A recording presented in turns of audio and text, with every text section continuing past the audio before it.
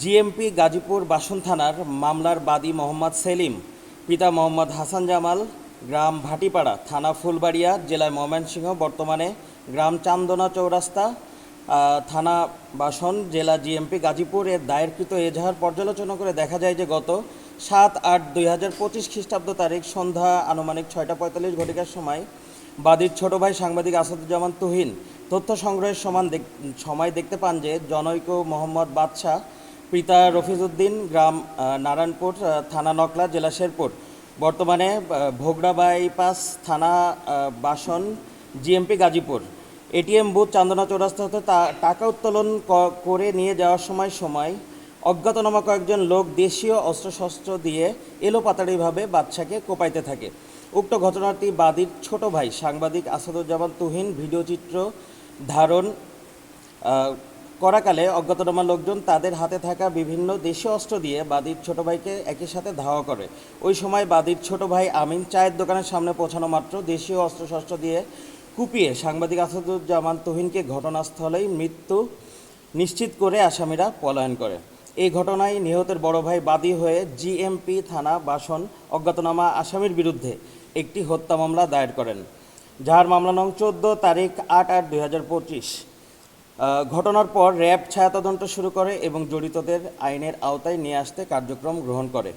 এরই ধারাবাহিকতায় অধিনায়ক র্যাব 14 ময়মনসিংহ এর নির্দেশনায় র্যাব 14 সিপিসি 2 কিশোরগঞ্জ ক্যাম্প এবং র্যাব 1 সিপিএসসি এর সহায়তায় একটি আভিযানিক দল 9-8-2025 মানে আজকে দুপুর আনুমানিক 14:45 ঘটিকার সময় তথ্য প্রযুক্তির মাধ্যমে আসামি শহীদুল ইসলামের অবস্থান নিশ্চিত হয়ে কিশোরগঞ্জ জেলার ইটনা থানাধীন পুরাতন বাজারস্থ তালুকদার ঠাকুর গেস্ট হাউসে অভিযান চালিয়ে উক্ত মামলার সন্দিগ্ধ আসামি মোহাম্মদ শহীদুল ইসলাম, বয়স 28, পিতা আব্দুল করিম, গ্রাম বালিপাড়া, থানা ত্রিশাল, জেলা ময়মনসিংহ, বর্তমানে গাজীপুর চৌরাস্তা, থানা জিএমপি গাজীপুরকে গ্রেফতার করতে সক্ষম হন।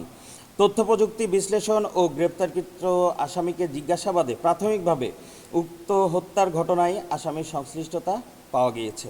মামলার সুষ্ঠু তদন্ত ও ন্যায় বিচারের স্বার্থে উক্ত আসামির সংশ্লিষ্টতার বিষয়ে অধিকতর তথ্য উপাত্ত সংগ্রহ ও পরবর্তী আইনানুগ ব্যবস্থা গ্রহণার্থে মামলা তদন্তকারী কর্মকর্তার নিকট কিছুক্ষণ পরে আমরা আসামি হস্তান্তর করব।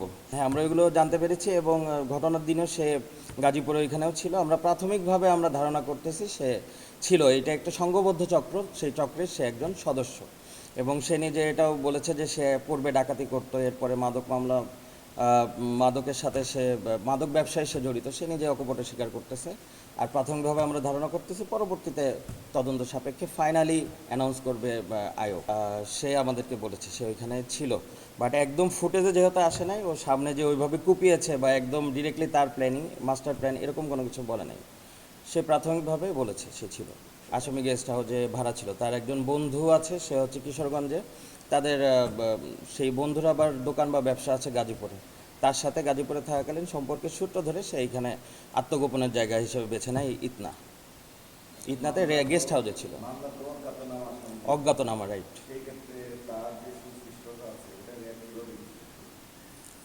এটা হচ্ছে পুলিশের পাশাপাশি আমরাও ছায়াতদন্ত শুরু করি এবং শুরু করার পর তারপরে আমরা তথ্য প্রযুক্তির মাধ্যমে পুলিশের সাথেই সমান্তরালভাবে প্যারালালি আমরাও কাজ করে যাচ্ছি।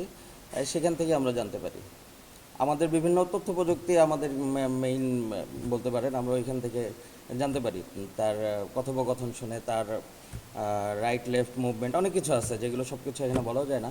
এইগুলো দেখে আমরা প্রাথমিকভাবে ধারণা করছি সে সংশ্লিষ্টতা ছিল।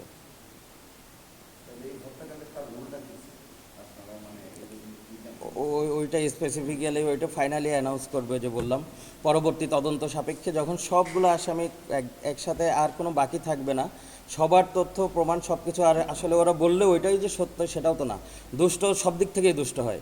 সো এটা সবগুলো কম্বিনেশন করে যখন ফাইনাল রেজাল্টটা পাওয়া যাবে তখন আপনি বলতে পারবেন যে ও এইখানে কোপ দিয়েছিল, ও প্ল্যানিং করেছিল। এটা এখন এই মুহূর্তে বলা যাবে না, বাট প্রাথমিকভাবে এটা একটা সফলতা বলতে পারেন। সেজন্য আমরা প্রেস ব্রিফিংয়ের ব্যবস্থা করেছি।